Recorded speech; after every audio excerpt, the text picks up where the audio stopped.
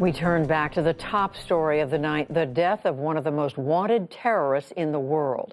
This time with our Politics Monday team.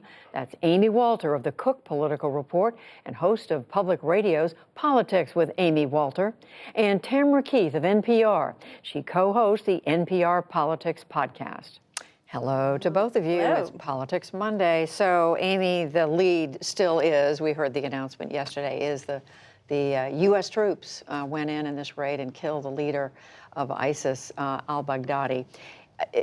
Clearly, there are national security implications here, but politically speaking, what does this mean for the president? Well, politically, this is a win for President Trump at a moment where he hasn't had a lot of wins, where every day he is getting a drip, drip, drip of bad headlines related to the impeachment inquiry, and where he was taking a lot of heat from members of his own party even on his Syria policy. So now he has this thing that is sort of universally a positive. Now, is it the kind of thing that can broadly sway public opinion? The way the White House is treating this, it's like they want it to be his bin Laden moment. They sent out this picture of President Trump in the Situation Room that was very reminiscent of the picture of President Obama in the Situation Room during the bin Laden raid. But it's different. Baghdadi is not this outsized figure in the American psyche. The ISIS, although frightening and concerning to people, it's not 9/11, and it didn't affect the American public on American soil in the same way. So with bin Laden, you had an outpouring, you had people going to the streets to celebrate his death. With Baghdadi, it was a news cycle.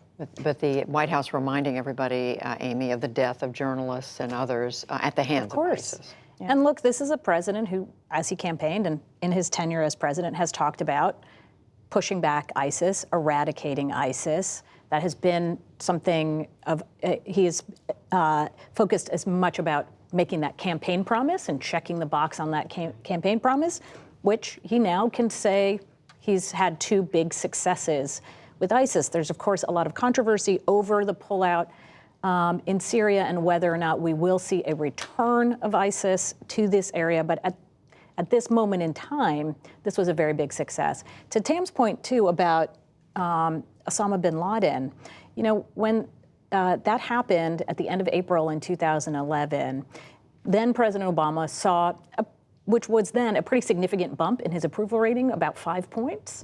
And by the time June rolled around, so this was late April, May, he got a little bit of a bump. By the time June rolled around, his approval rating was back where it was before the Obama bin Laden raid. In other words, this polarization that we have today was just as significant in 2011. And so even what we think of game-changing events, the assassination of Osama bin Laden, even that did very little to move public opinion for very long. May have only a temporary effect. And the timing of it, Tam, is of course interesting because it is as the House of Representatives continues this impeachment inquiry. Today, as we reported, they announced that they are going to take a vote this week on Thursday.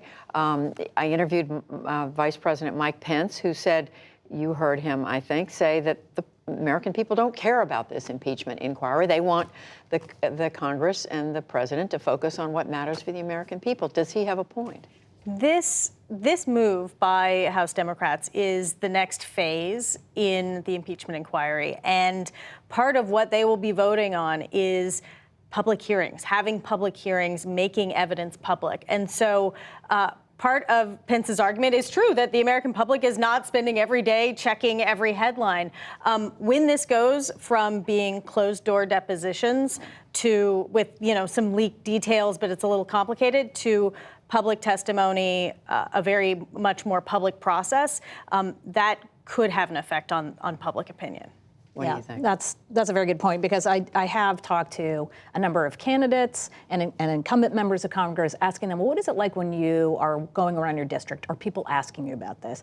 And this includes Democrats as well as Republicans. And time again, even among the Democrats, they say, it's not an issue that people in my district are talking about. They're much more focused on their bread and butter issues, right?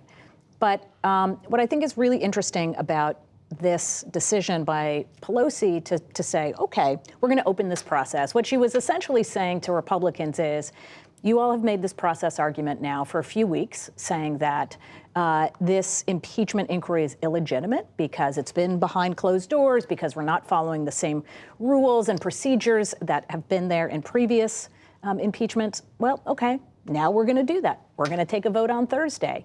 Now will we see Republicans in kind respond with allowing more of the folks in the executive branch to testify? Right. Will they comply with subpoenas, et cetera? Which so far they've resisted. Which so far they've Spoiler resisted. alert, I can't imagine the White House suddenly saying like, oh, great, Now you, we'll go you on. voted That's on right. this, now we're totally going to cooperate and we aren't going to have any concerns That's right. about executive That's privilege why- or you know, on Friday there was this this move by the White House to ask someone who had been in the administration not to testify, and they cited an immunity for top level aides to the president not to have to give congressional testimony. Do we think that the White House is going to reverse that position Suddenly. just because No. there's an impeachment No. inquiry officially? No. Because No, because that, I mean, I talked to a member of the House Intelligence Committee a couple of weeks ago and asked him that very question of, all right, if you take this vote authorizing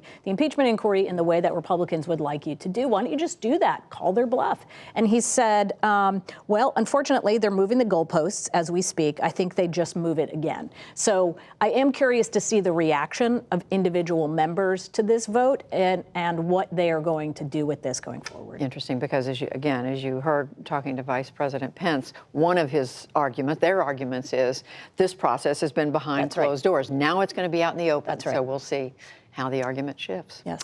Politics Monday, so much going on. Amy Walter, Tamara Keith, thank you both. You're welcome.